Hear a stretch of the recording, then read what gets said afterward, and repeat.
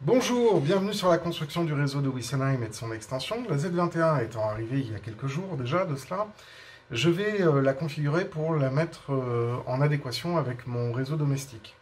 Alors, avant de commencer la vidéo, je voudrais faire un petit disclaimer qui est, je pense, important à rappeler. La Z21, quand on l'achète, elle est fournie avec un routeur Wi-Fi et Ethernet qui lui permet de pouvoir se synchroniser directement avec les bornes Wi-Fi, dont on voit les antennes ici. Et donc, du coup, en utilisation normale, si on n'a pas un réseau informatique qui est déjà établi chez soi, bah, il suffit simplement de brancher la Z21 sur un des ports du switch, du routeur. Éventuellement, si on le désire, de brancher le port bleu sur son modem ADSL ou fibre, et ensuite, après, suivre ce qui est marqué dans la notice pour utiliser son smartphone ou sa tablette pour se connecter au réseau Wi-Fi du routeur qui commence par Z21 underscore avec un numéro.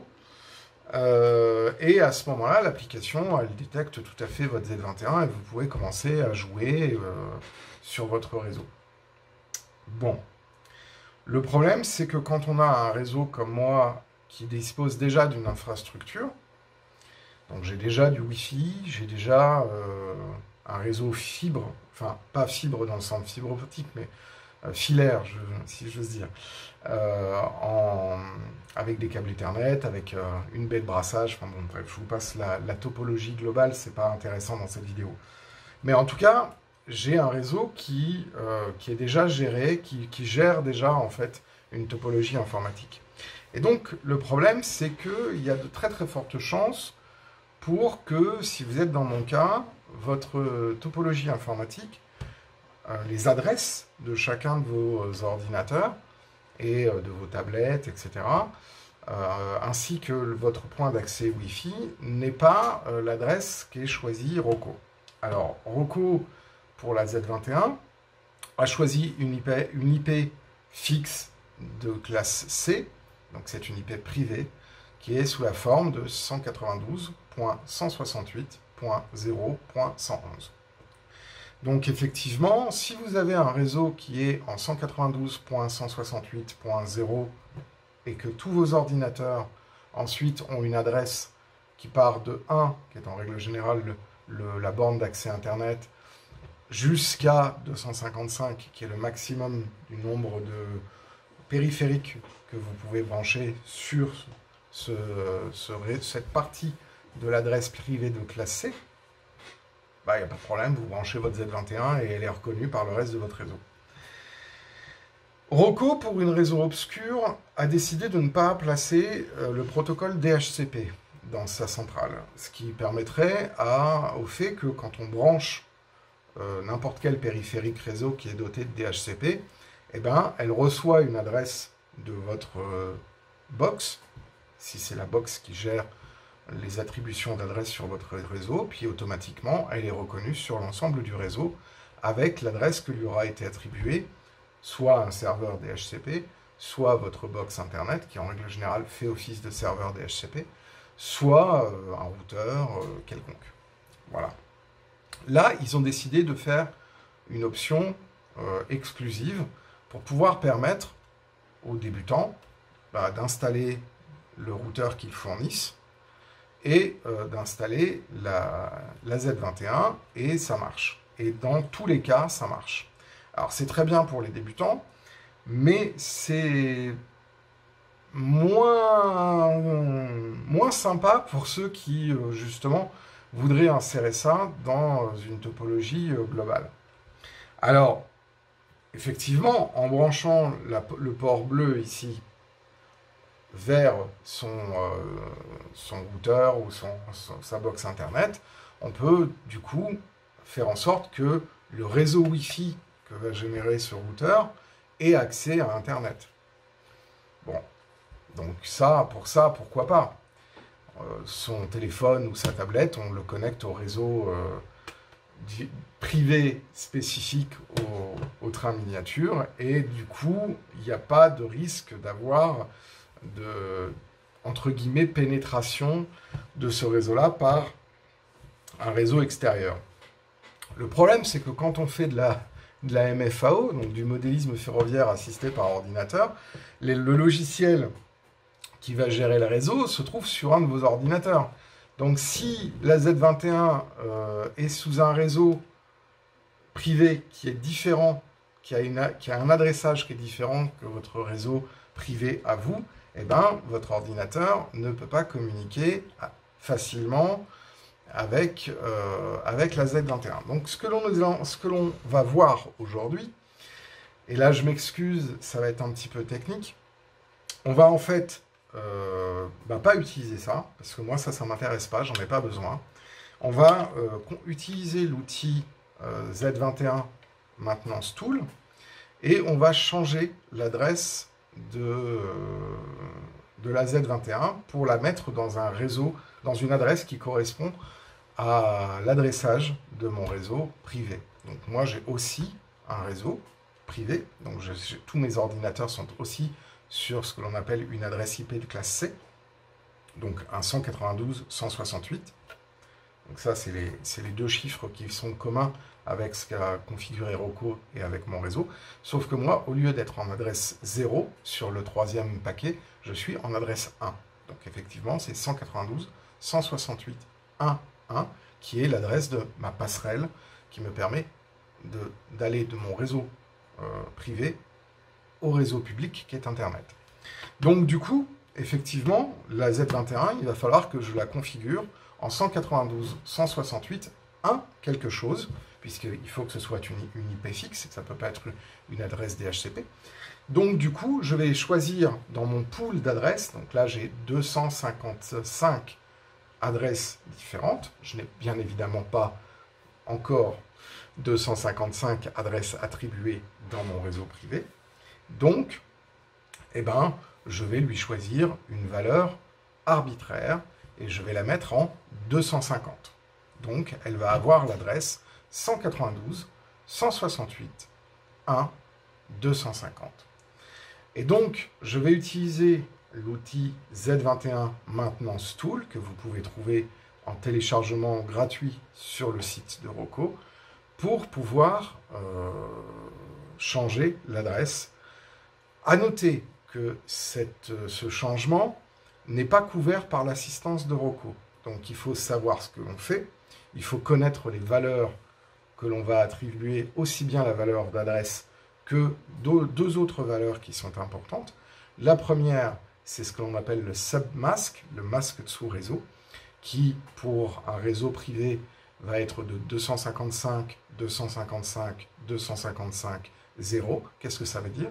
Ça veut dire que quand un autre ordinateur ou un autre périphérique du réseau va chercher à communiquer avec un autre ordinateur ou tablette ou la Z21, il va exclure de sa zone de recherche les trois premiers paquets, donc c'est-à-dire 192, 168, 1, et il ne va aller chercher que de 0, qui n'existe pas, à 255. Donc ça, c'est le masque de sous-réseau. Il faut, en règle générale, toujours laisser ça à 3 fois 255 et 0. Après, c'est des gestions de réseau IP un peu avancé. Déjà, je vous en ai dit beaucoup au sujet du masque de sous-réseau, je n'ai pas besoin d'en dire plus. Et la troisième valeur, ça va être la valeur de la passerelle.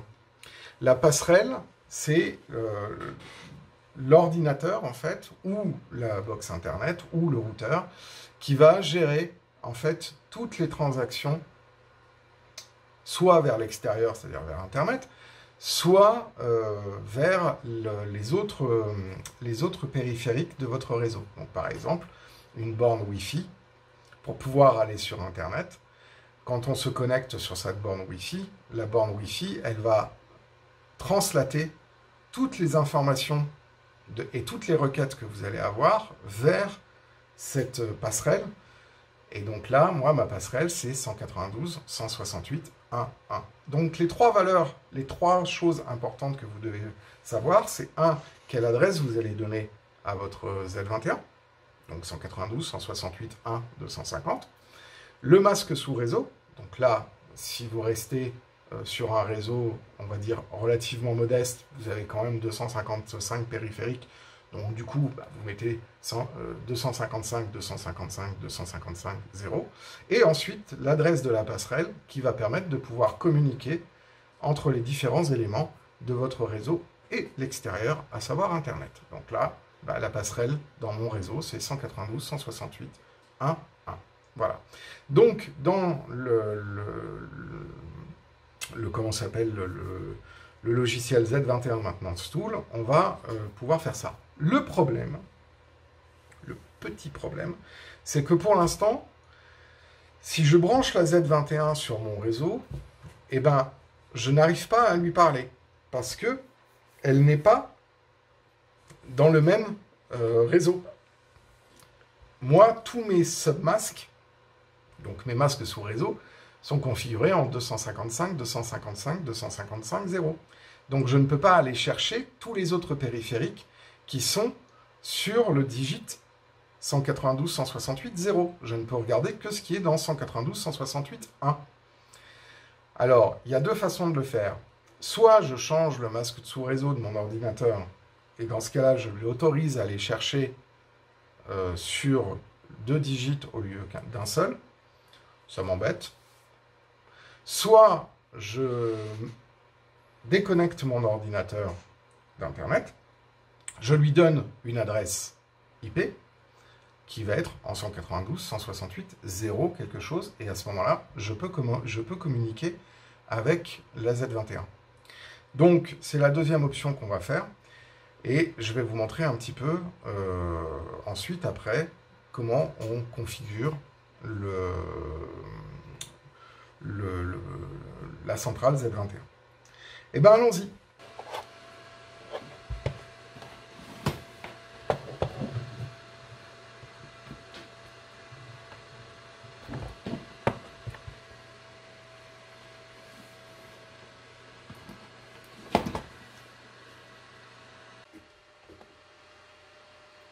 Bon, donc là, sur le bureau, vous voyez le Z Maintenance Tool. On va d'abord s'occuper d'aller chercher les paramètres réseau, parce qu'il va falloir qu'on change la configuration de la carte réseau de l'ordinateur, puisque là, je suis connecté directement sur la Z21, donc avec un câble en direct. Et là, du coup, j'ai été dans le panneau de configuration de Windows et j'ai été chercher la configuration du réseau. Donc j'ai déconnecté le câble, et puis maintenant je vais connecter la Z21. Et là, évidemment, il me dit qu'il n'y a plus accès à Internet, donc il faut que j'aille configurer la carte réseau. Donc je vais modifier l'adapteur, et puis je vais aller sur la carte Ethernet, et on va ensuite, après, aller sur Propriété Protocole Internet version 4.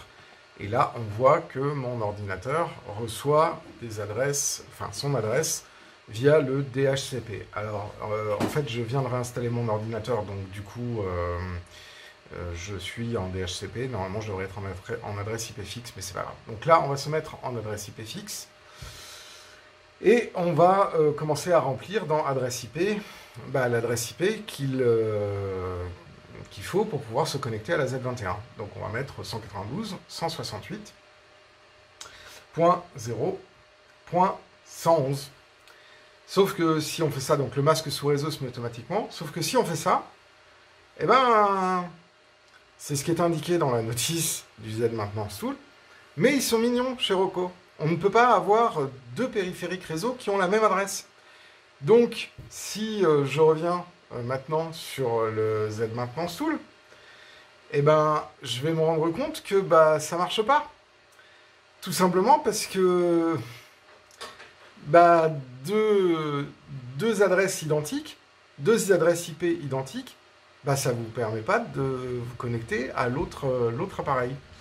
Donc j'ai un petit peu pesté parce qu'au départ je me disais mais mince, pourquoi ça fonctionne pas, je suis leur notice, moi je suis un peu à la base, je fais d'abord confiance à ce qu'ils mettent, comme ils mettent comment s'appelle, une capture comme quoi il faut se mettre en 192.168.0.111 sur sa carte réseau, bah, moi j'ai suivi leur protocole.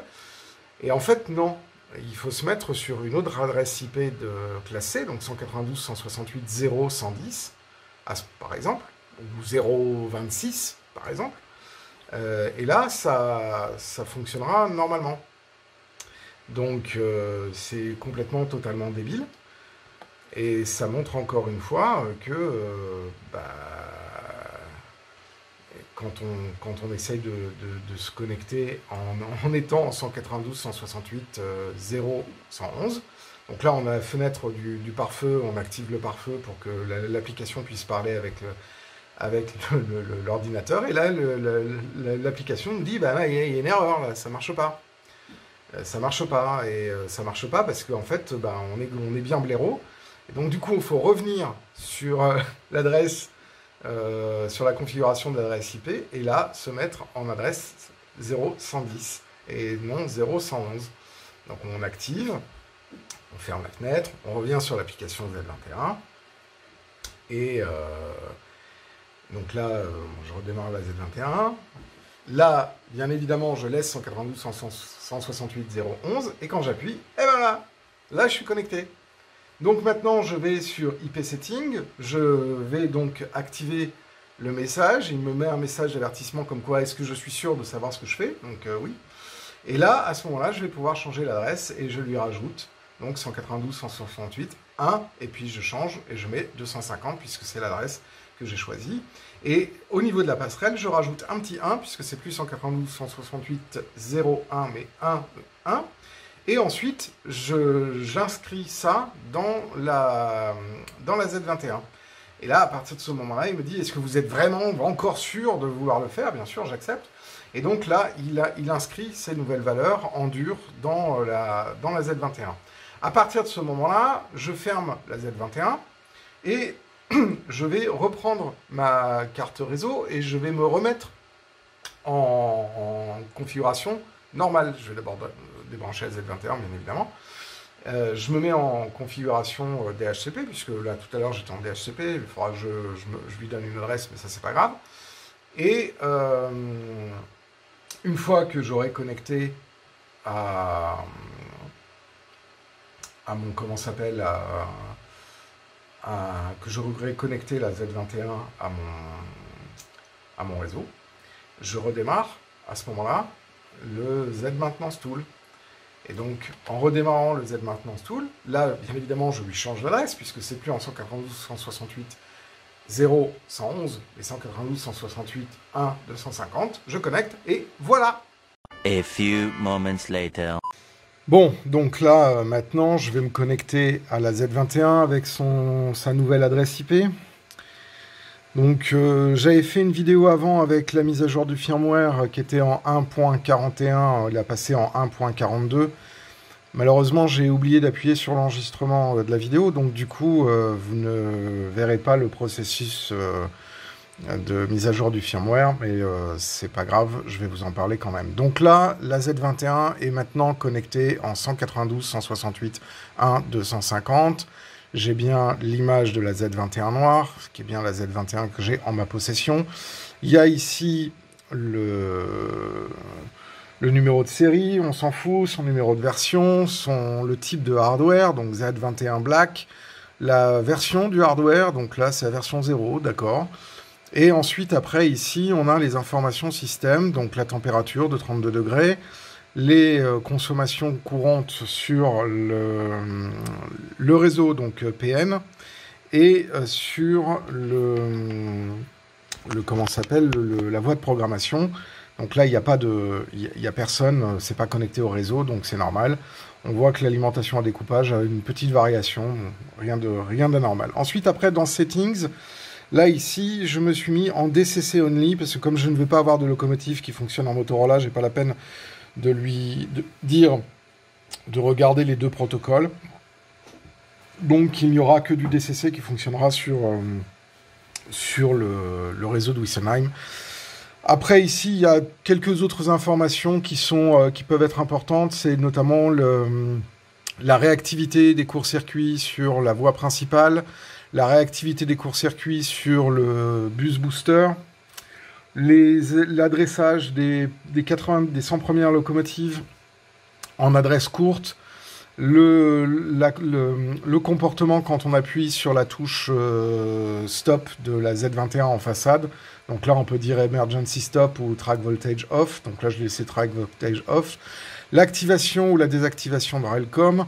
Tout ça, c'est des options avancées. J'en reparlerai peut-être un peu. On a ici ensuite, après, des settings supplémentaires. On peut définir, et ça, c'est nouveau, le type de protocole sur le bus ExpressNet. Donc moi, comme j'ai une LH101 de Lens, je mets en version 4.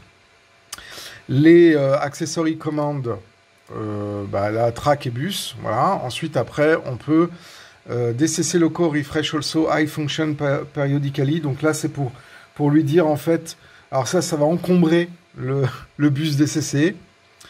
Ça, c'est pour inverser les commandes d'aiguillage. Bon, voilà. Quand on utilise le bus sniffer DCC, on peut lui dire de lire d'interpoler 28 crans au lieu des 14 crans. Et ensuite, après, sur le Airbus, on peut émuler une rétrosignalisation sur ExpressNet. Bon, voilà, après, tout ça, c'est des trucs, on s'en fout. Donc, je le ferme. Ensuite, IP Setting. Bon, là, c'est la fenêtre que vous avez vue tout à l'heure. Donc là, bien évidemment, je ne vais pas la rebouger parce que moi, elle me va très bien en 1.250. Ensuite, après, ici, ça concerne tout ce qui est le protocole Loconet. Donc, moi, je ne vais rien y toucher. Sur l'onglet CAN, on a ici tous les appareils CAN qui seront connectés et les différents types d'émulation. Donc, effectivement, si vous ne voulez pas faire d'émulation de Loconet ou de Airbus, vous décochez tout. Ça. On passera beaucoup de temps sur cette fenêtre quand je vous montrerai les modules, le fonctionnement des modules de rétrosignalisation CAN 10808. Ensuite, après le Airbus, là, c'est pareil. Quand on a des appareils qui sont connectés en Airbus, et notamment de la rétrosignalisation, on peut avoir directement ici, dans le Z Maintenance Tool, les activations des différents canaux 1 à 8 par module. Donc, quand on a un module à 16 sorties, on a module 1 et module 2 qui va s'afficher, etc. Voilà. Ensuite, après, on peut définir à quelle adresse commence le module de rétrosignalisation. Donc adresse 1, adresse 2, etc. Ça, c'est pour la programmation. La multimos, moi, j'ai pas de multimos, donc j'ai pas besoin de faire des mises à jour, mais c'est ici où on peut faire la mise à jour de la multimos et il faut la connecter au Airbus. Voilà. Ensuite, après, on a la mise à jour du firmware. Donc là, le firmware, si je refais un nouveau update, il va me dire le firmware a été mis à jour parce que il est déjà mis à jour. Et ensuite, après, décodeur updates. Ça, c'est quand on veut mettre à jour ces décodeurs ZIMO qui sont installés dans les locomotives Roco et puis dans tous les décodeurs ZIMO. Et CV programming, ça, c'est pour pouvoir faire de la programmation de CV. Bon, j'y reviendrai peut-être un peu avant. À noter qu'ici, on a un DCC CV calculateur qu'ils ont rajouté qui permet de pouvoir calculer les CV. Donc, si par exemple, on met l'adresse... je sais pas moi, 150, voilà. Calculate CV, là, ils nous disent les valeurs qu'il va falloir mettre sur la CV17 et la CV18. Et puis ensuite, après, sur le CV29, si on veut, par exemple, désactiver ou activer...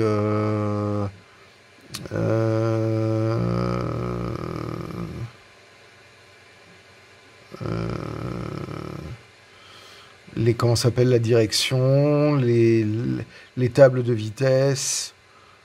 Je pensais que la Railcom, ça se désactivait aussi sur la CV29. Bon, je sais plus, il faudra que je regarde. Et ensuite, les accessoires. Les accessoires, c'est exactement la même chose. Voilà. Bon. Donc ça, c'est les petites fonctions de base. Et ensuite, après, on peut revenir. Voilà. Et donc là, on a le Z Maintenance Tool. C'est un tableau de bord qui permet de vous connecter. Alors ensuite, après, si on veut voir sur un logiciel comme Train Controller, il faudra bien régler pour la Z21 noire l'adresse 192.168.1.250 dans mon cas. Voilà ce que je pouvais vous dire. Je vais la déconnecter et je reviens tout de suite.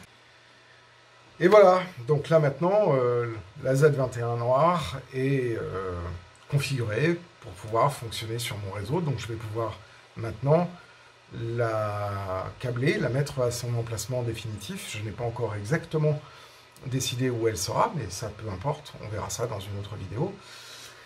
Petites informations, le changement de l'adresse IP de la Z21, ça doit être fait avec une parfaite connaissance de son architecture réseau. Ne vous lancez pas là-dedans si vous n'êtes pas sûr, parce que vous pouvez vous retrouver avec un problème sérieux sur les bras, c'est de ne pas retrouver quelle est l'adresse qui est dans la Z21, et surtout, vous ne pouvez tout simplement plus l'utiliser et plus vous connecter avec. Donc c'est un petit peu problématique. Étant entendu qu'il n'y a que le Z21 Maintenance Tool qui vous permet de pouvoir changer cette adresse. Vous ne pouvez pas changer l'adresse IP depuis une multimouse, par exemple. Donc, vraiment, faites attention. C'est pas très compliqué, mais il faut être sûr de votre topologie de réseau domestique pour pouvoir éviter de faire une erreur qui pourrait être très problématique et qui n'est pas couvert par l'assistance de Roku, je le précise. Ils mettent 2 messages successifs pour vous être sûr, et pour vous rappeler, vous demander si vous êtes sûr de votre coup. Donc moi je vous le dis, soyez sûr de votre coup. Parce que ne faudra pas venir pleurer après si ça ne marche pas. Donc si vous n'êtes pas sûr de votre coup, vous restez avec la topologie et puis vous utilisez votre routeur, etc. Voilà, j'espère que cette vidéo vous a été utile. À noter que Roku a fait une coquille sur le PDF qui est fourni à l'intérieur, dans le package d'installation du Z21 Maintenance Tool, parce que eux, ils disent que vous configurez votre ordinateur en 192.168.0.111, qui est l'adresse de la Z21. Et alors moi, au départ, je trouvais ça un peu bizarre, mais en fait, c'est une connerie. Enfin, je dirais, à un moment donné, deux périphériques réseau ne peuvent pas avoir la même adresse, sinon ça ne fonctionne pas. Donc, à mon avis, ils ont fait une coquille, ou alors ils ont induit en erreur pour que les gens ils disent ça marche pas, donc je laisse tomber. C'est peut-être ça aussi. Ils sont peut-être un peu retors comme ça. Le mec qui a fait ça, il a fait oh, les gens qui connaissent les protocoles réseau, ça leur fera marrer tout de suite, et puis les autres, ça les découragera. Bon, on va dire que c'est ça et qu'ils sont un peu cyniques. Voilà, en tout cas, merci d'avoir regardé la vidéo jusqu'au bout. Merci, vous êtes de plus en plus nombreux à être abonnés à la chaîne et à suivre l'activité de la construction du réseau de Witzenheim et de toutes les activités qui tournent autour du train miniature. Abonnez-vous si ce n'est pas déjà fait. Et puis, cliquez sur le petit pouce vers le haut. Ça permet d'augmenter le référencement de la chaîne sur YouTube. Et puis, si vous avez des commentaires à faire, la section commentaires est faite pour ça. Et je répondrai à vos questions avec le plus grand des plaisirs. D'ici là, je vous souhaite à toutes et à tous une très bonne journée, soirée, week-end, en fonction du moment où vous regarderez la vidéo. Et moi, je vous dis à très bientôt. Ciao!